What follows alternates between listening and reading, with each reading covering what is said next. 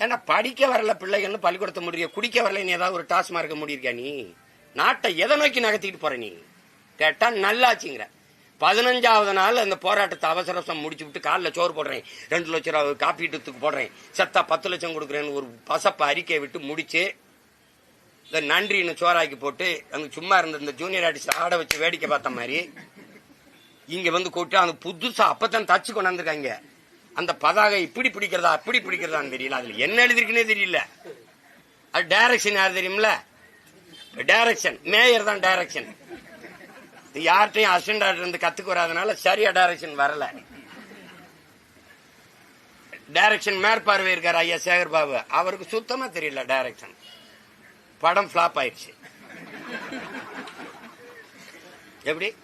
அந்த கூலிங்காலி இந்த கூலிங்காலி 2 கூலியும் போச்சு. இது எப்படி இது?